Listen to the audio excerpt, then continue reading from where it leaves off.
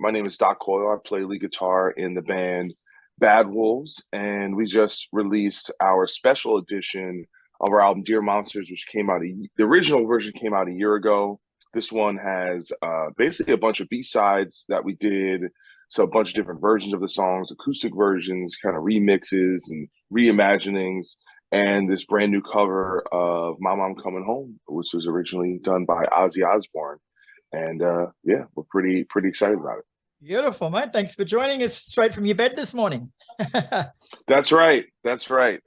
So, I might be puffy in the face, all right, but the brain, all right, is already starting to click. Okay. Beautiful, mate. Beautiful. So Bad Wolves, as you say, mate, Bad Wolves recently released a cover of Ozzy Osbourne's song Mama I'm Coming Home. So how's the early reception been for it?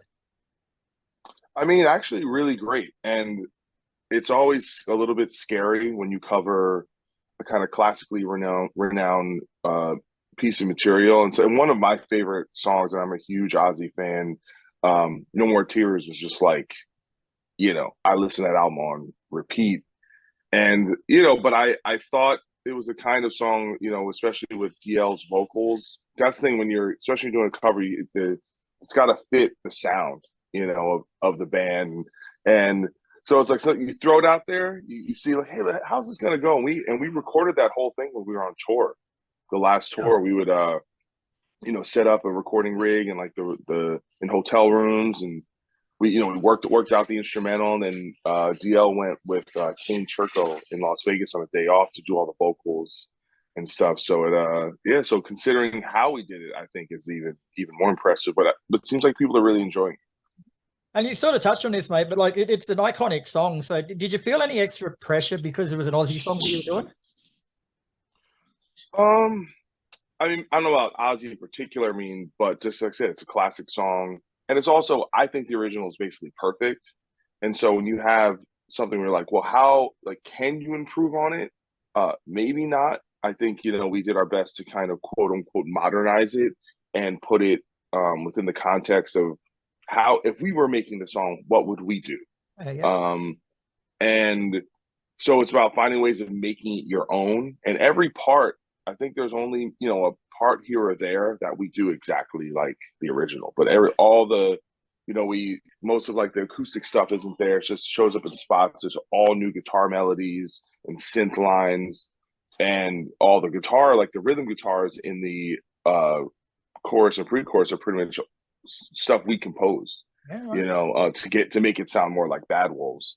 And so that's the tough thing. It's like, in my opinion, the best cover songs are either ones where it's done to make it feel like a new song, where like it embodies the essence of that other artist, of the new artist, or sometimes a great one can be like a pretty spot on rendition, but just for like a new artist. Because sometimes Metallica would do this all the time, where they would cover songs by bands that weren't that well known if you weren't into the new wave of British heavy metal. So to your eyes and ears, it sounded like a new Metallica song. But if you compared it to the original, Metallica didn't really change it. They just sounded like Metallica. So I think there's really an art to doing cover songs. And it's really easy to screw it up, but you go out there and do your best, and hopefully it works out. And the film clip too, like it keeps with the original message of the song, representing a deep yearning for home, but you set this one in a very un-Aussie setting of the church, mate. Why choose the landscape? I honestly, I had nothing to do with it. I just heard they're like, oh yeah, DL's going, he's gonna film this stuff, because originally we were trying to figure out, we're like, oh, we're gonna do like an on the road video, maybe get some concert footage, or we're gonna do like an in the studio type video. And that was something that was actually conceptualized without me. But in a way, like I'm really happy the way it turned out. And it's also important, I think, because some people complain, like, oh, you aren't in the video, or where are you for the guitar solo? And I'm like, you know what? It's actually kind of cool, because he, as a new singer, it's good to have a piece of material that really puts a spotlight on him and gives him like, hey, he's the guy running the show in this band. So I'm really happy about that. So did you send this version to Ozzy, or do you know if he's heard it yet? I don't know. I don't have like a direct line. Like I don't know. The only people I'm like kind of in touch with are like the Ozfest people, John Fenton and the Ozfest, social media follows and stuff because God forbid and Devil Driver both did Ozfest back in the day. As far as I know, so who knows? I mean, I imagine I can't imagine Ozzy's just sitting around checking out new bands all the time, but hopefully it comes across his path at some point. You haven't got a lawsuit yet, mate, so that's a good sign anyway. Well, I think you have to clear all that before you even put it out. But Mama I'm Coming Home is one of the new additions to the deluxe version of the 2021 album Dear Monsters, as you say. So what else is on there? You mentioned a couple of remixes and acoustic songs. So what have you done? Yeah, there's like acoustic versions of If Tomorrow Never Comes and Lifeline, even though it's a little more like kind of electronic based, but it has some acoustic stuff happening in there. And then there's like piano version. There's a piano version of Sacred Kiss, which is really cool, and an orchestral version of Wildfire. That's just something label. They like to get different versions of the songs, and those just seem to really do well, like with streaming services and things like that. It's a lot of work for us, but it's kind of been like that with every album. We've always done like different versions of like there's a zombie acoustic stuff. I'm pretty sure the singles they always like have acoustic versions. But I'm probably mostly excited about the B-sides that came out. There's one called I Don't Want to Feel, which is one that actually DL wrote when he joined the band, and Up in Smoke, which is a really cool song. And these are songs we were debating on putting on the record originally, and I think I had voted to have I Don't Want to Feel on the record. And it did make it. But they're both really, really cool songs, and I'm really glad they're actually like seeing the light of day, because I know if our fans check them out, they're really gonna dig them. As you sort of mentioned briefly before, like Dear Monsters was DL's first album as vocalist. So now the dust has settled in, mate. Like how happy are you with what he did? With it, what he did, like on the record? Yeah. I think it speaks for itself. He's an incredible singer, and I think it's just an odd story because he's never been the front man of the band.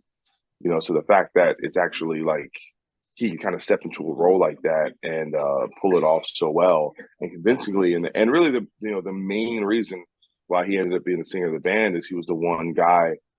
When we heard him recorded, man, it still felt like Bad Wolves, because we had some really good people try out, but it would have been a different kind of thing. And so it was a way to really maintain the identity of the band, So I think on record, man, that's where he shines, and being that he's a producer and a songwriter, that's where he's going to really, I think you're going to see the impact of his skill and talent. And it's cool because he's a producer, we can work on a lot of stuff remotely. Oh, there's another song, The Body, that was on there, and that was a song we finished after the record was done. So that wasn't even like a B-side. That was something we kind of had, but we finished, like I said, after the fact and wrote after the fact. And he did all his vocals at his home studio, so things like that were not really a possibility before. We can do a lot of stuff like recording on the road, and he was like, manning the computer and being the engineer, while we're doing like the Ozzy songs. So bringing all these other the skill set and also like Max coming back to the band, our original guitar player, he's an incredible producer as well. So it's a lot of talent and skill to have in the band. And I'm not the best at that stuff. Like I'll record like my guitar solos and stuff on my own, but I'm definitely not a producer on the level of these guys. So that just gives the band a huge advantage. Yeah, cool. And I know you can't speak for DL, but for the rest of the band, mate, like what was it like welcoming in a new singer to sort of basically what was your baby for a while? I mean, listen, that was such a kind of chaotic time. I think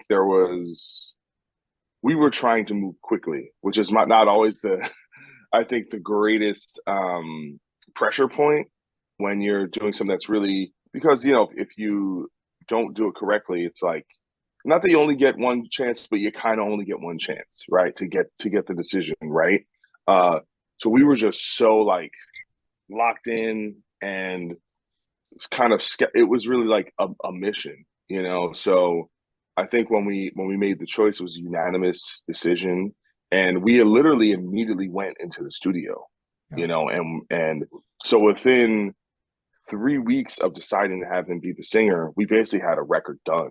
Wow. With vocals and everything. So it was like, so I think for us, it was really about this sense of accomplishment of, you know, because at the beginning of the process, you're really asking yourself, like, can this be done? But the fact is, he actually sent a song in within 24 hours of us not having a singer, and we knew it was really good. Wow. So in a weird way, it was like he was our safety. We were like, well, worst comes to worst, we got this guy who we know is amazing. And we went through the process, and it kind of, we ended up where we started in a lot of different ways. So I think for us, listen, we needed that positivity, you know, and DL just brought a lot of positive energy to the band and enthusiasm. And that's exactly what we needed at the time. I think the only thing that was a little frustrating was like I said, we moved so fast with getting the record done, but we couldn't tour right away when the album came out. So the album came out in October of 2021, and we didn't get to hit the road until February of the following year. So it's kind of like, it's a little unceremonious for me, you know, historically, like putting out a record and kind of having to sit on the sidelines a little bit and, you know, do things like this, interviews and, you know, internet videos and social media, and not kind of be able to connect the touring with the album. So there's a little delay on that. All right, very cool. All right, Doc, well, thanks very much for your time today, mate. The deluxe edition of Dear Monsters is out now, which also features the Ozzy Osbourne song, Mama, I'm Coming Home. So best of luck with it all, mate, and hopefully you wake up pretty shortly. Well, hopefully that sounded awake enough to do a good job in this interview, but I appreciate your time. My pleasure, bro. You take care and get those time zones right. Appreciate the support. Yep, I got it now. Take care, buddy. Yeah, man.